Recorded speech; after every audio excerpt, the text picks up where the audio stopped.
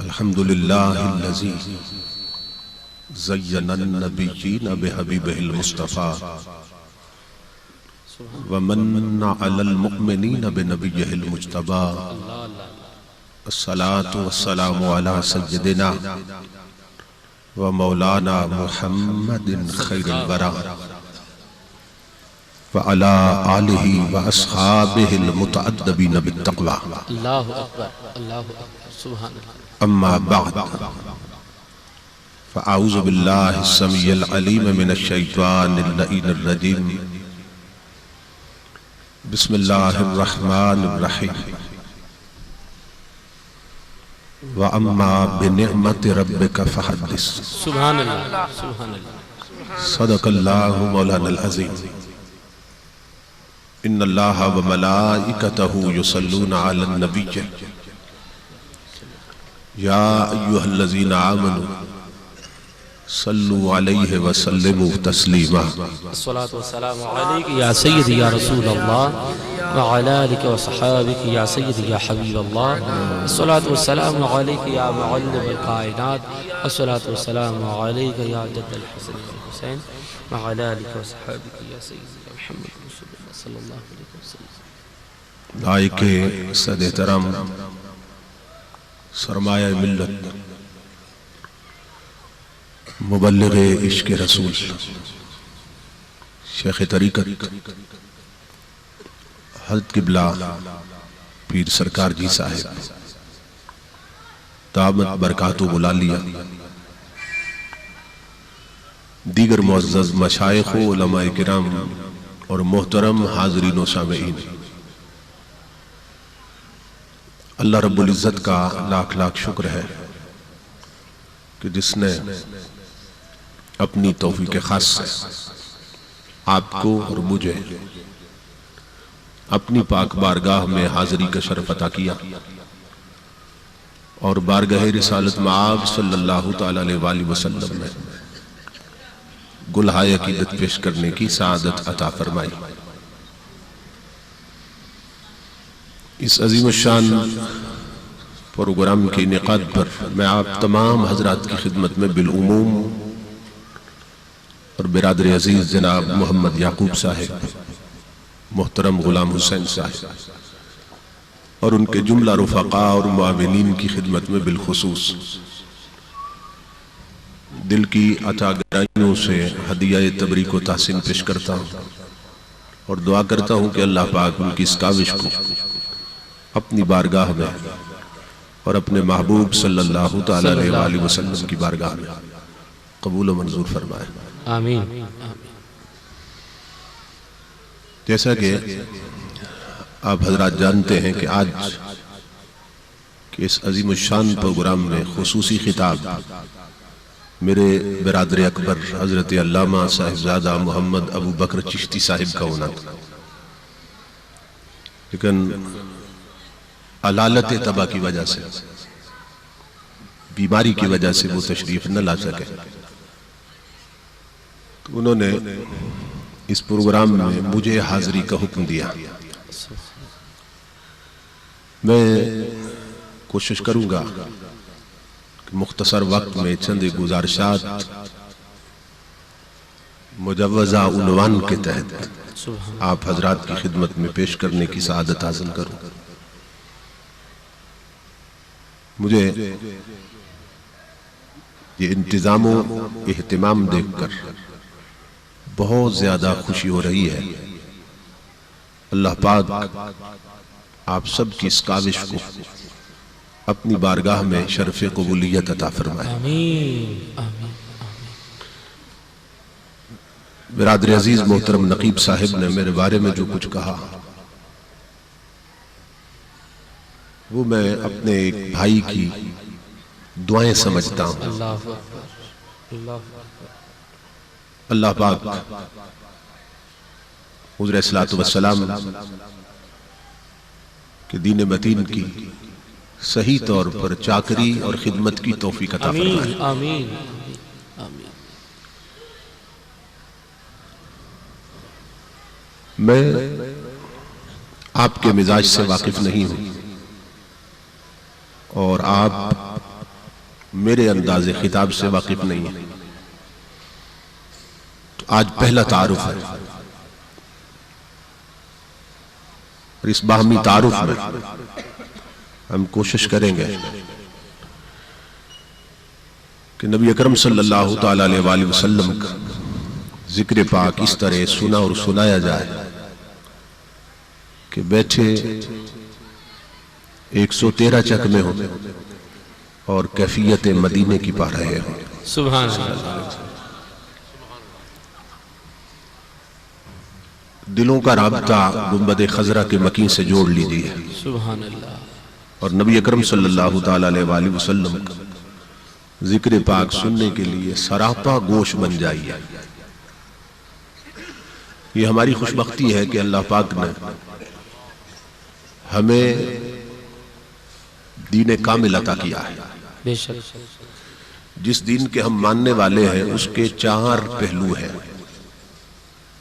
یہ یوں سمجھ لیں کہ اسلام کے دین کے 4 اجزائے ترکیبی ہیں اللہ اللہ، کہ جن کو ملائیں تو دین محمدی کی تصویر مکمل ہوتی ہے۔ سبحان اللہ۔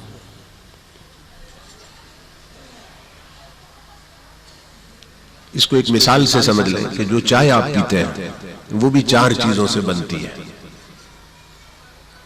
تو اگر کوئی پوچھے کہ چائے کے اجزائے ترکیبی کتنے ہیں اور کون کون سے ہیں، تو آپ کہیں گے کہ دودھ ہے، پانی ہے، چینی ہے اور پتی ہے۔ تو یہ 4 چیزیں ملائیں تو چائے بنتی ہے، اور ان چاروں میں سے اگر کوئی ایک شے کم کر دی جائے تو یا تو سرے سے چائے بنتی ہی نہیں ہے، یا بن تو جاتی ہے مگر ناقص رہتی ہے۔ اسی طرح بلا تشبیہ و مثال حضور صلی اللہ علیہ وسلم کو جو دین ہے جسے ہم مانتے ہیں اور مسلمان کہلاتے ہیں، اس کے بھی 4 شعبے ہیں، 4 اجزاء ہیں جن کو ملائیں تو دین محمدی کی تصویر مکمل ہوتی ہے۔ پہلا شعبہ عقیدے کا ہے، دوسرا شعبہ عبادات کا ہے، تیسرا شعبہ معاملات کا ہے، اور چوتھا شعبہ اخلاقیات کا ہے۔ یہ 4 شعبے ہیں۔ اسلام پہ کبھی ایسا وقت رہا کہ کسی ایک شعبے پہ یا جز پہ دشمنوں کی طرف سے حملہ کیا گیا، لیکن بدقسمتی سے ہم ایسے وقت سے گزر رہے ہیں، ایسے دور سے گزر رہے ہیں کہ جس میں اسلام کے ہر پہلو پہ حملہ ہو رہا ہے۔ تو اس لیے وہ لوگ جو عقیدہ صحیحہ رکھتے ہیں یعنی اہل سنت، یہ ان کا فریضہ ہے کہ پہلے اپنے مسلک، دین اور مذہب کو خود سمجھیں اور پھر آگے اس کے مبلغ بن جائیں۔ تو میرا خطاب 2 پہلوؤں پہ مبنی ہوگا، اور جب سے یہ جلسوں کا سلسلہ شروع ہوا ہے اسلامی تاریخ میں، تو پروگرام اور جلسے کے 2 بڑے مقاصد رہے ہیں۔ اگر یہ نہیں ہے تو پھر وقت ضائع کرنے والی بات۔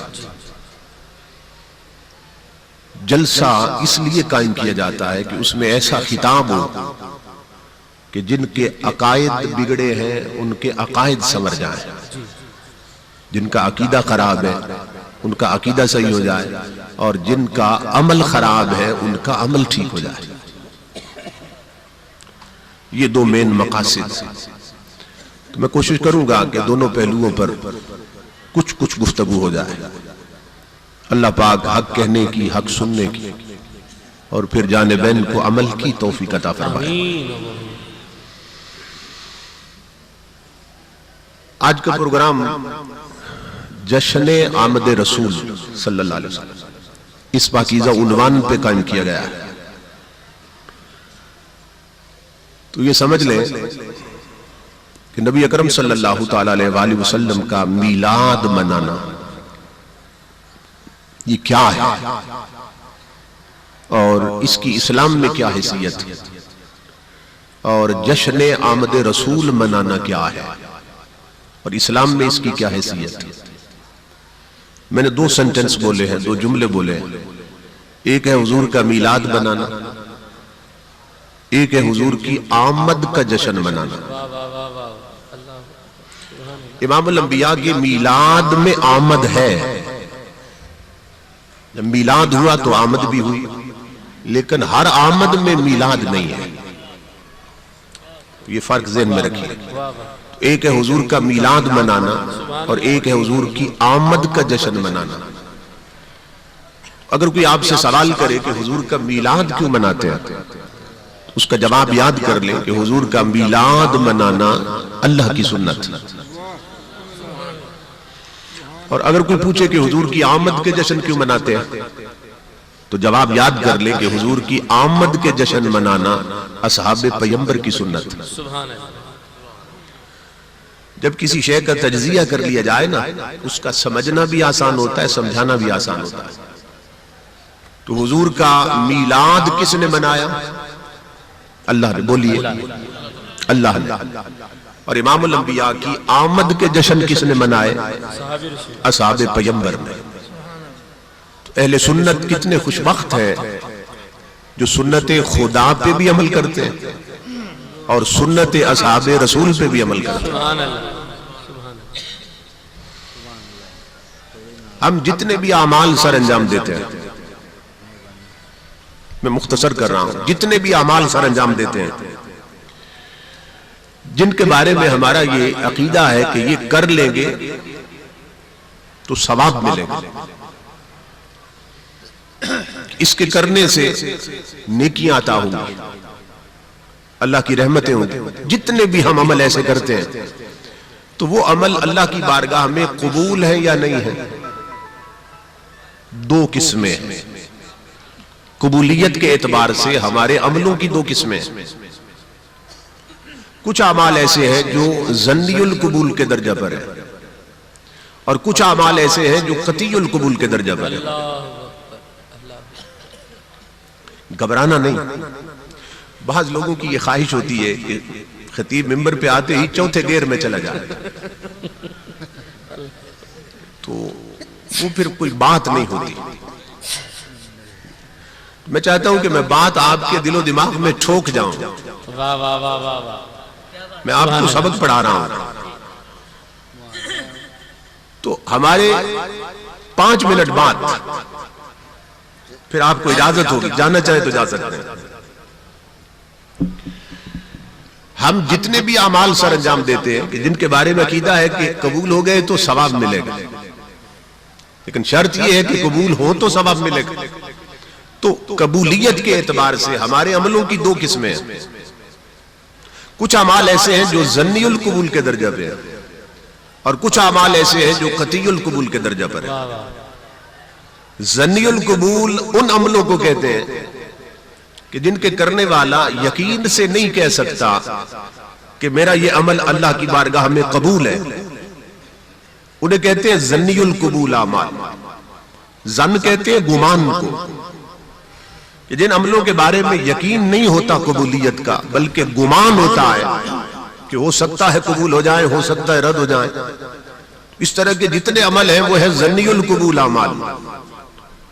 اور کچھ عمل ایسے ہیں جو کبھی رد نہیں ہوتے،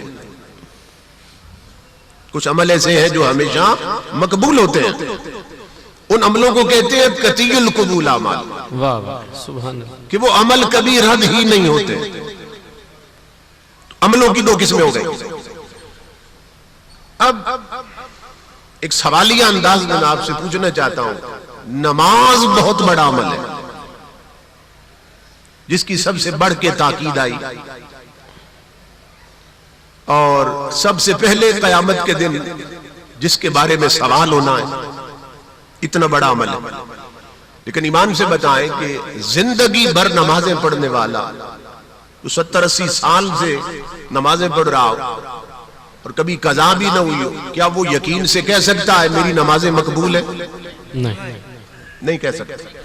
عمل بہت بڑا ہے مگر قبولیت کے اعتبار سے ظن کے درجہ پہ کھڑا ہے، گمان رہتا ہے، ہو سکتا ہے نماز قبول ہو جائے، ہو سکتا ہے رد ہو جائے۔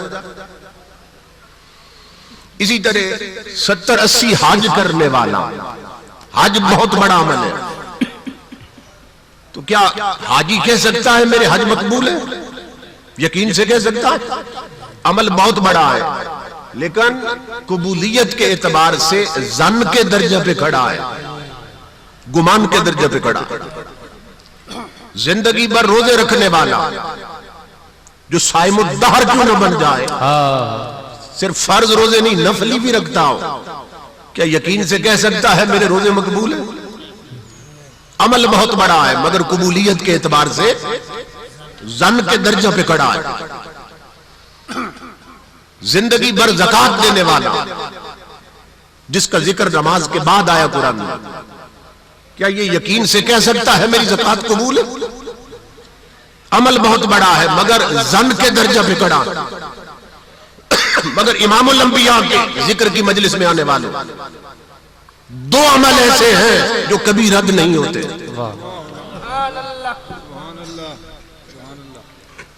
اگر یہ بات سن کر مجھے محسوس ہوا کہ آپ جاگ رہے ہیں تو پھر تو تقریر کروں گا، سمجھ رہے ہیں نا؟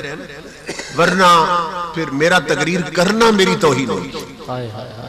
اگر آپ سوئے ہوئے ہو نا تو پھر میرا تقریر کرنا میری توہین ہوگی۔ اب یہ اندازہ ہو جائے گا مجھے آپ جاگتے ہیں کہ نہیں۔ دو عمل ایسے ہیں جو کبھی رد نہیں ہوتے۔ ممکن ہے نمازی کی نمازیں رد ہو جائیں، لوگوں حاجی کے حج رد ہو سکتے ہیں، زکات دینے والے کی زکات رد ہو سکتی ہے، زندگی بھر روزے رکھنے والے کے روزے ٹھکرائے جا سکتے ہیں، زندگی بھر کی تبلیغ دین رد ہو سکتی ہے، پیشانیوں پر بنے ہوئے سجدوں کے داغ ٹھکرائے جا سکتے ہیں، مفت پھیلایا ہوا لٹریچر رد کیا جا سکتا ہے، 40 دن کا چلہ ٹھکرایا جا سکتا ہے، زندگی بھر کا اندوختہ اعمال رد ہو سکتا ہے، تہجد رد ہو سکتے ہیں، اشراق اور چاند رد ہو سکتے ہیں، زندگی بھر کی ریاضت رد ہو سکتی ہے، مگر سنیو اللہ کی عزت کی قسم دو چیزیں کبھی رد نہیں ہوتی۔ ایک مصطفیٰ پر درود رد نہیں ہوتا، دوسرا مصطفیٰ کا میلاد رد نہیں ہوتا۔ سبحان اللہ، سبحان اللہ، اللہ اکبر، یا رسول اللہ، یا غوث اعظم دستگیر پیغمبر۔ دو چیزیں کبھی رد نہیں ہوتی، نہ امام الانبیاء پر درود رد ہوتا ہے نہ حضور کا میلاد رد ہوتا ہے۔ اب آپ کے ذہن میں کوئسچن کریٹ ہو سکتا ہے، سوال پیدا ہو سکتا ہے کہ نمازیں رد کیوں ہو سکتی ہیں، درود رد کیوں نہیں ہوتا، حج رد کیوں ہو سکتا ہے، میلاد رد کیوں نہیں ہوتا؟ آپ یہ سوال کر سکتے ہیں مجھے، اس کے دو جواب سن لیں۔ اللہ رب العزت نے قرآن میں نماز کا ہمیں حکم دیا، فرمایا لوگوں ایمان والوں نماز پڑھو، قائم رکھو نماز، مگر ایمان سے بتائیں وہ خود نماز پڑھتا ہے؟ اللہ نے قرآن میں ہمیں حج کا حکم دیا، جو صاحب نصاب ہے، جو صاحب استطاعت ہے، فرمایا حج کرے، مگر وہ خود حج کرتا ہے؟ اللہ نے ہمیں حکم دیا زکات دو، جو صاحب نصاب ہے، کیا وہ خود زکات دیتا ہے؟ اور یہ بھی اس کا کرم ہے کہ وہ زکات نہیں دیتا، یہ سمجھ لے، یہ بھی اس کی رحمت ہے کہ وہ زکات نہیں دیتا۔ مولا ہمیں کہتا ہے زکات دو، خود کیوں نہیں دیتا؟ فرمایا تم بندے ہو تم زکات دو، مولا تو کیوں نہیں دیتا؟ فرمایا نادان، زکات حساب سے دی جاتی ہے، میں رب مصطفیٰ ہوں، یار کے غلاموں کو بے حساب دیتا ہوں۔ واہ واہ واہ، سبحان اللہ، سبحان اللہ، سبحان اللہ، واہ واہ۔ فرمایا زکات حساب سے دی جاتی ہے، یہ حساب سے تو دے، میں رب مصطفیٰ ہوں، میں یار کے غلاموں کو بے حساب دیتا ہوں۔ تو وہ ہمیں حکم دیتا ہے زکات دو، وہ خود زکات دیتا ہے؟ ہمیں حکم دیتا ہے حج کرو، خود حج نہیں کرتا۔ ہمیں کہتا ہے نمازیں پڑھو، خود نمازیں نہیں پڑھتا۔ ہمیں کہتا ہے روزے رکھو، خود روزے رکھتا ہے؟ وہ سحری اور افطاری سے پاک، مگر وہ ذات جانتی تھی اور جانتی ہے کہ میرے بندوں کے سینوں میں ارمان تڑپیں گے۔ مولا کوئی عمل تو بنا دیتا، تو بھی کرتا ہم بھی شامل ہو جاتے، ہم فخر سے کہہ سکتے آج ہم نے وہ کام کیا جو ہمارا خدا بھی کرتا۔ تو پھر لامکان سے آواز آنے لگی میرے بندو، نمازیں تم پڑھو میں نہیں پڑھتا، روزے تم رکھو میں نہیں رکھتا، حج تم کرو میں نہیں کرتا، زکوٰۃ تم دو میں نہیں دیتا۔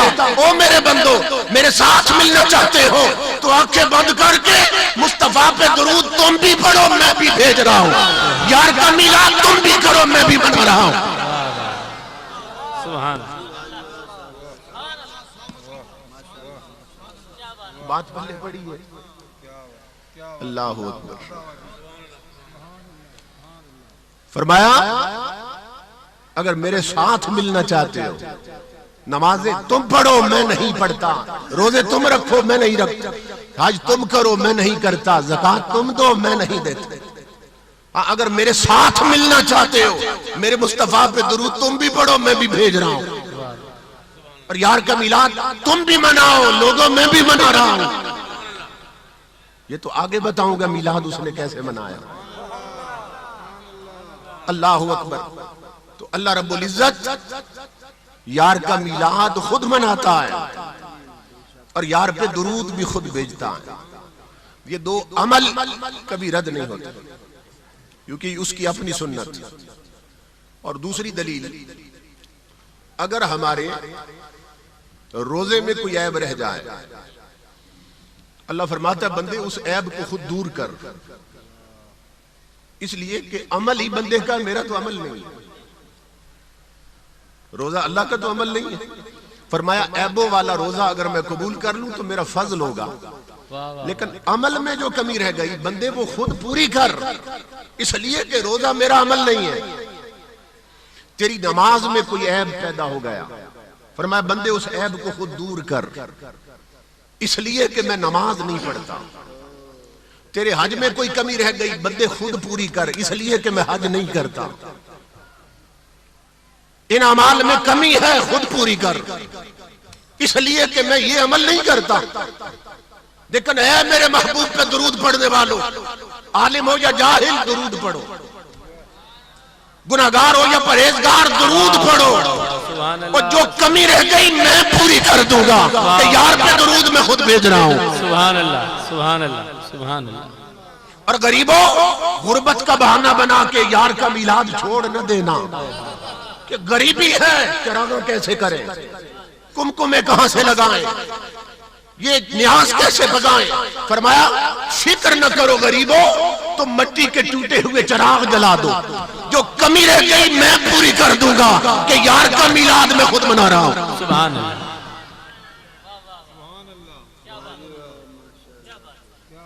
تو دوستو نماز حضور کی سنت، روزہ حضور کی سنت، حج حضور کی سنت، درود خدا کی سنت، میلاد خدا کی سنت۔ سنیو کتنے خوش بخت ہو کہ اللہ رب العزت نے ہمیں یہ توفیق عطا کی کہ ہم حضور پہ درود بھی بھیجتے رہتے ہیں، حضور کا میلاد بھی کرتے رہتے ہیں، کیونکہ یہ دو عمل ایسے ہیں جو کبھی رد نہیں ہوتے۔ بلکہ سیدنا فاروق اعظم رضی اللہ تعالیٰ عنہ انہوں نے تو ایک گر بتا دیا، گر کی بات بتا دی۔ فرمایا لوگوں وہ عمل جو رد ہو سکتے ہیں اگر چاہو کہ وہ بھی کبھی رد نہ ہو تو ان عملوں کے آگے پیچھے مصطفیٰ پہ درود پڑھ لیا کرو۔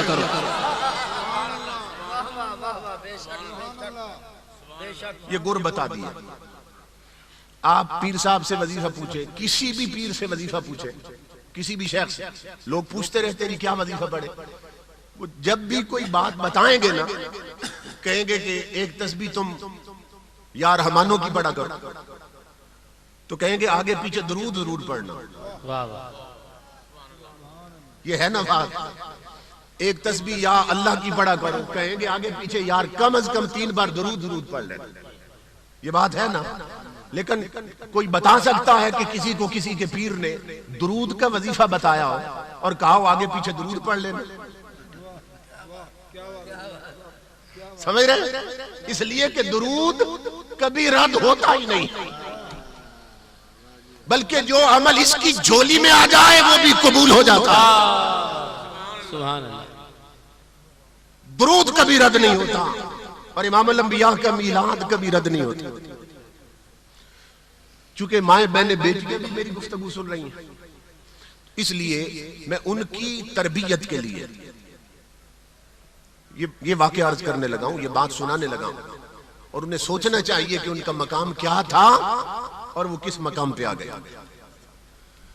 ایک کتاب ہے دلائل الخیرات شریف، جو اول سے آخر تک پوری کتاب درود پاک پہ مبنی ہے، ساری کتاب میں درود ہی درود۔ تو یہ کتاب لکھنے والے مصر کے ایک چوٹی کے عالم ہیں اور اللہ کے ولی حضرت محمد بن سلیمان الجزولی رحمت اللہ تعالی علیہ۔ ان سے کسی نے پوچھا کہ آپ نے یہ کتاب کیوں لکھی؟ اس میں اور کوئی بات ہی آپ نے نہیں لکھی؟ کتاب کھولتے ہیں تو درود شروع ہوتا ہے، کتاب ختم ہوتی ہے تو درود شروع ہوتا ہے، درود پہ ختم ہوتی ہے، اول سے آخر تک پوری کتاب درود پہ مبنی ہے۔ تو آپ نے یہ کتاب کیسے خیال آیا کہ پوری درود پہ لکھ دی؟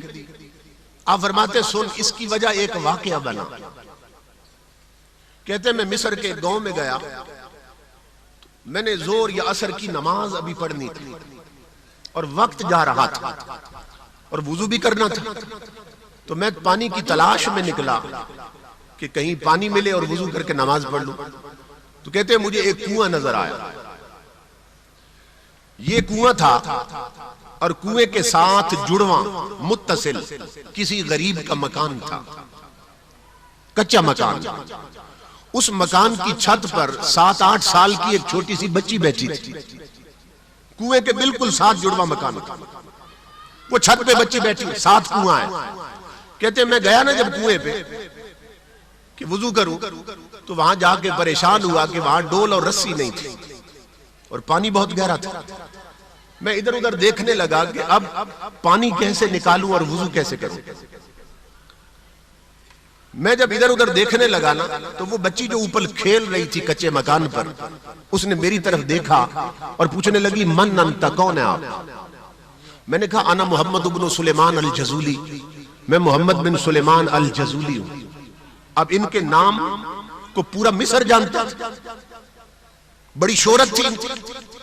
اس معصوم بچی نے پوچھا، کہنے لگی آپ کیوں پریشان کھڑے؟ میں نے کہا بیٹی میں نے وضو کرنا ہے لیکن ڈول اور رسی نہیں ہے، اب سوچ رہا ہوں کہ کنویں سے پانی کیسے نکالوں۔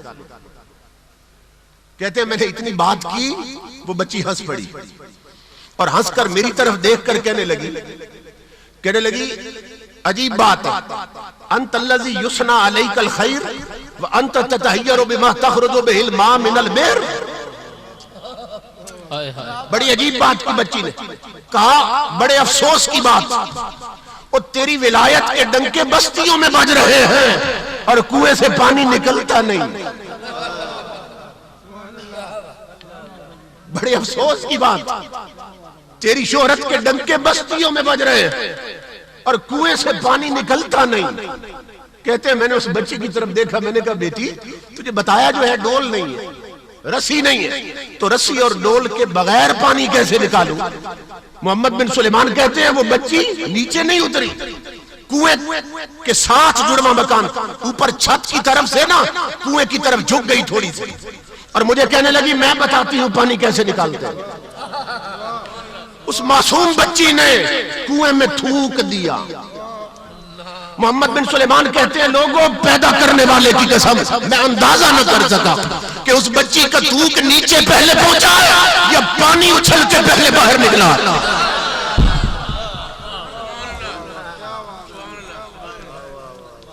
کنواں فوارہ بن گیا۔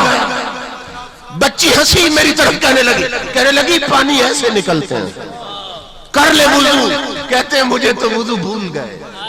میں نے بچی کی طرف دیکھا، میں نے ہاتھ باندھے، میں نے کہا اقسمک باللہ بما نلت هذه المنزلہ، اور بیٹی اب وضو بعد میں کروں گا، میں تجھے اللہ کی قسم دیتا ہوں، بتا اس چھوٹی سی عمر میں اتنے اونچے رتبے کیسے پا لیے؟ وہ ہنس پڑی، کہنے لگی اتنا بڑا عالم ہے یہ بھی نہیں جانتا کہ اتنے اونچے رتبے کیسے ملتے ہیں۔ میں نے کہا میں تجھ سے پوچھنا چاہتا ہوں، بتا چھوٹی عمر میں اتنے اونچے رتبے کیسے پا لیے؟ وہ کہنے لگی بے کثرت الصلاۃ علی النبی صلی اللہ علیہ وسلم، اور میری چھوٹی عمر نہ دے، اس چھوٹی عمر میں بھی میں نے ہر گھڑی اپنے مصطفیٰ پہ درود بھیجا۔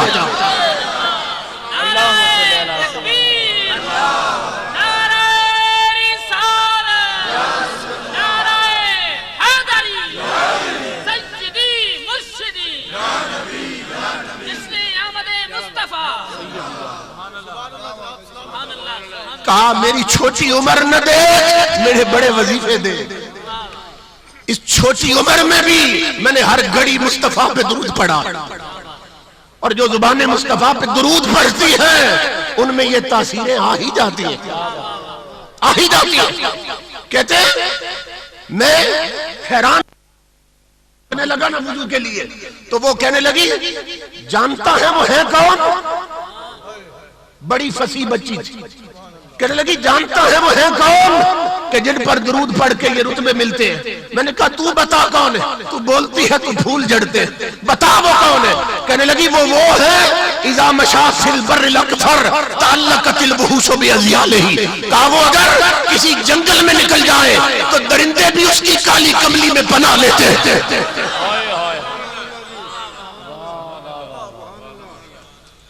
کہا وہ اتنا کریم ہے، اتنا رحیم ہے، اتنا مہربان ہے کہ اگر کسی جنگل میں نکل جائے درندے بھی اس کی کالی کملی سے لپٹ جاتے ہیں۔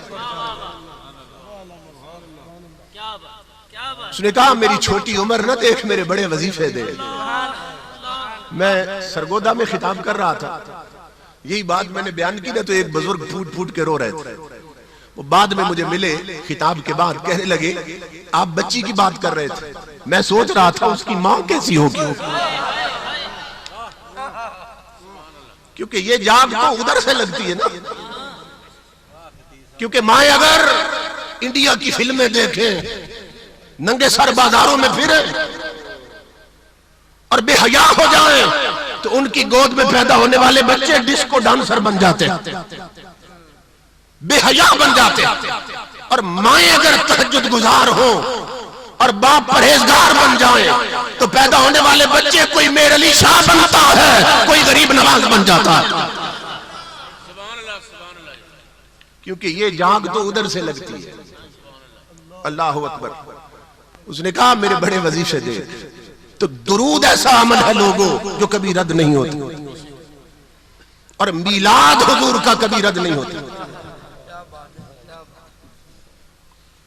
بغداد شریف کا شہر، بعض نے یہ واقعہ غوث اعظم سے منسوب کیا ہے، بعض نے حضرت نظام الدین دہلوی سے منسوب کیا، لیکن میں بغداد شریف کی بات کرنے لگا، قادری ہوں نا۔ ایک رئیس آدمی نے بغداد شریف میں اپنے محل پہ حضور کے میلاد کا پروگرام بنایا، لیکن اس نے یہ کیا کہ صرف امیروں کو دعوت دی، اس کے سٹیٹس کے لوگ تھے، جو اس کے معیار اور سٹینڈرڈ کے تھے، انہیں بلایا اس نے، آ جانا۔ بغداد شریف سے باہر ایک کچے سے ڈیرے پر، کچے مکان میں ایک عورت رہتی تھی، غریب عورت، اور ایک اس کی بچی تھی، یتیم بچی۔ اس عورت کو جب پتا چلا نا کہ فلاں رئیس کے محل پہ حضور کا میلاد ہونے لگا، اس نے بیٹی کو تیار کیا، کہا بیٹی چلو ہم بھی اپنے آقا کا میلاد سنتے ہیں۔ کپڑے نئے تو تھے نہیں، وہی پرانے کپڑے دھو کر غسل کر کے پہن لیے اور درود پڑھتی ہوئی چل پڑی۔ وہ غریب عورت جب اس امیر کے محل کے دروازے پہ پہنچی نا، تو گیٹ کیپر چوکیدار کھڑے تھے، دربان کھڑے تھے، انہوں نے کہا تم کدھر؟ کہا حضور کے میلاد کے لیے آئی۔ انہوں نے کہا تمہیں دعوت ہے؟ کہا حضور کے میلاد کے لیے بھی دعوت کی ضرورت ہوتی ہے۔ نے کہا تیرے پاس دعوتی کارڈ ہے؟ کہا کارڈ کوئی نہیں، کلمہ پڑھتی حضور کا، نسبت غلامی حضور کے ساتھ، میں بھی آقا کا میلاد سننا چاہتی ہوں۔ ایک دربان آگے بڑھا، اس نے کہا تو نہیں اندر جا سکتا، یہاں بڑے بڑے امیروں کو بلایا گیا اور تیرے یہ کپڑے، تو نہیں اندر جا سکتا۔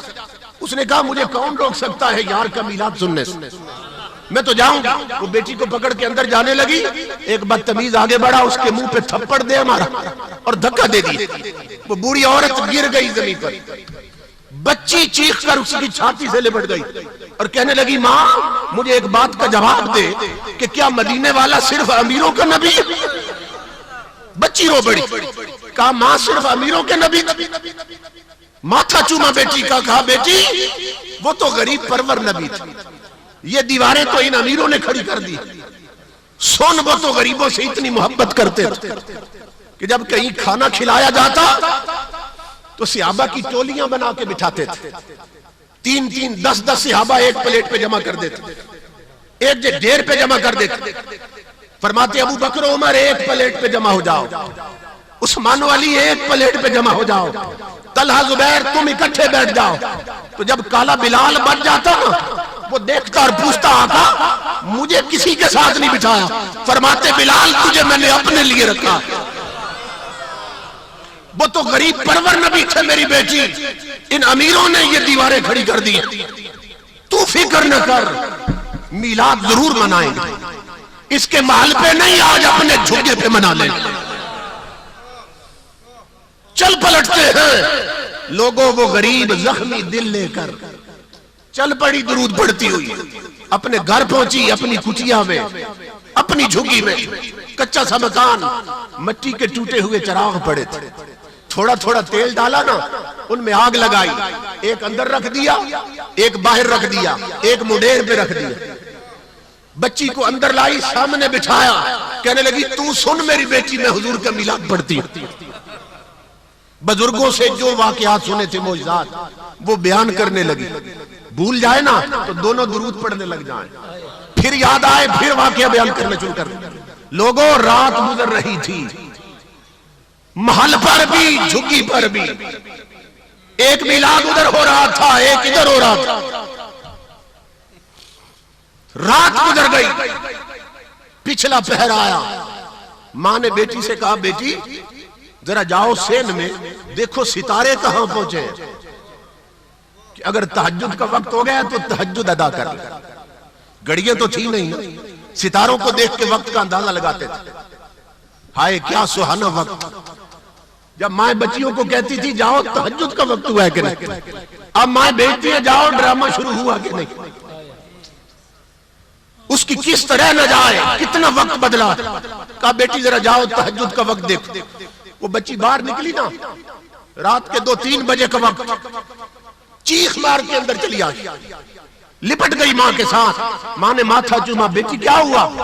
کہا ماں میں نے عجیب منظر دیکھا، کوئی سفید داڑھی والے بزرگ ہیں ماں، چہرے پر نور کی بارش ہو رہی ہے، ہماری چوکھٹ میں بیٹھ کر ہماری چوکھٹ کے بوسے لے رہے ہیں۔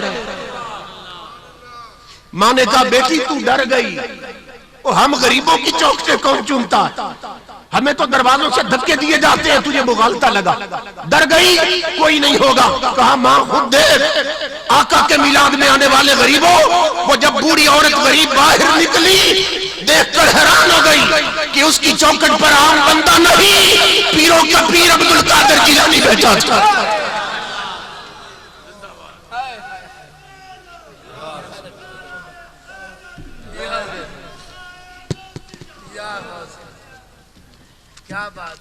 توجہ میری طرف رہے تاکہ تار ٹوٹنے نہ پائے۔ دیکھ کر حیران ہو گئی، پیروں کے پیر بیٹھے تھے چوکھٹ میں اور مہاٹ چوم رہے تھے۔ اس نے دوپٹہ اتارا، غوث اعظم کے قدموں پہ ڈالا، کہا حضور ہم غریبوں کی چوکھٹیں کیوں چومتے؟ غوث اعظم رو پڑے، فرمایا بیٹی اللہ کی عزت کی قسم، اور میں تیری چوکھٹ نہیں مصطفیٰ کے قدموں کے نشان چوم رہا ہوں۔ مجھے بھی محل پہ دعوت تھی، میں نے محل پہ جانا تھا، میں جب تیار ہو کے گزرا تیری گلی سے، سون مجھے نبوت کی خوشبو آنے لگی، میں سمجھ گیا اس محلے میں حضور آئے ہوئے۔ میں تیرے جب دروازے کے سامنے سے گزرا اور تو اندر میلاد پڑھ رہی تھی، مصطفیٰ تیرے سین میں کھڑے ہوئے جھوم رہے تھے۔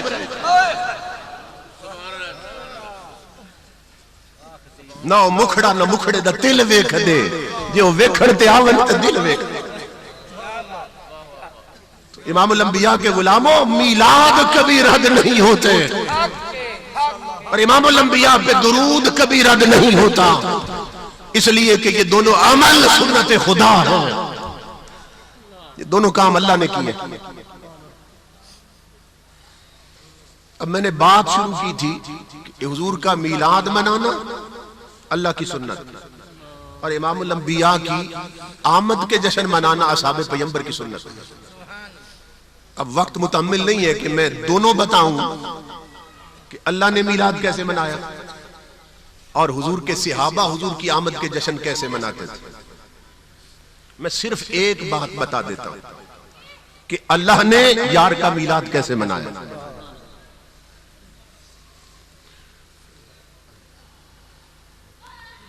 مواہب اللدنیہ ایک کتاب، سیرت حلبیہ دوسری کتاب، الخصائص الکبریٰ تیسری کتاب، مدارج النبوت چوتھی کتاب، معارج النبوت پانچویں کتاب، دلائل النبوت چھٹی کتاب، مریضان دیوبند کے حکیم الامت مولوی اشرف علی تھانوی کی نشر الطیب ساتویں کتاب۔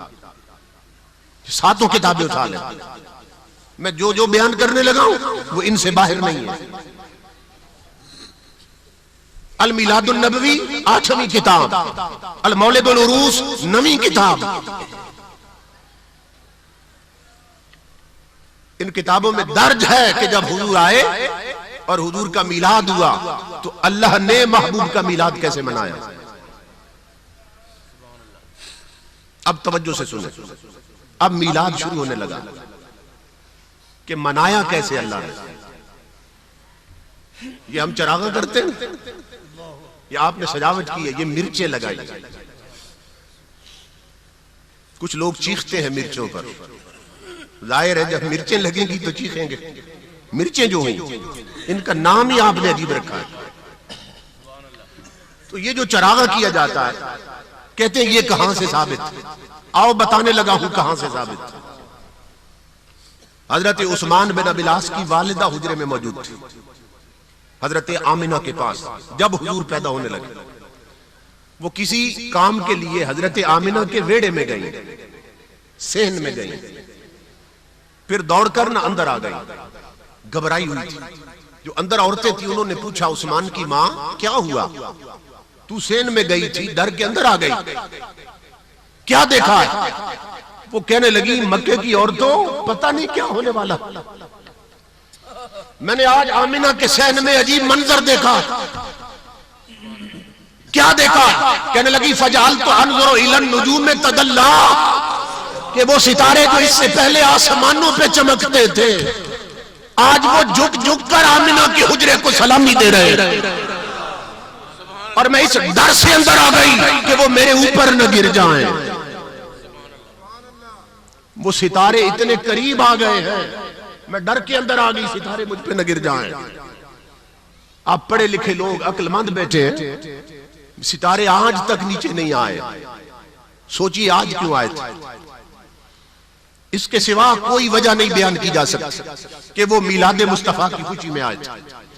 اللہ جانتا تھا محبوب کے غلام یار کے میلاد کی خوشی میں چراغاں کریں گے، فرمایا اس کی پہل میں کرتا ہوں میرے بندوں، ستارے اٹھا کر آمنہ کے حجرے تک میں لے آتا ہوں، چراغ جلا کے یار کا میلاد تم منا لینا، تاکہ پتہ چل جائے مصطفیٰ کے میلاد پہ چراغاں کرنا یہ شرک و بدعت نہیں، رب کی اپنی سنت۔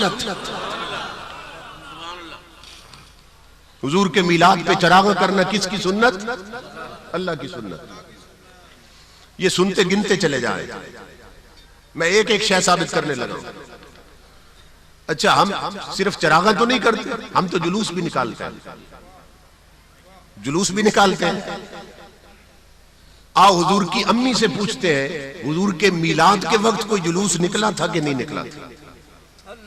حضرت آمنہ سے پوچھتے ہیں، ان سے بڑا قول تو کسی کا نہیں ہو سکتا، جن کے گھر میں میلاد والا تشریف لائے۔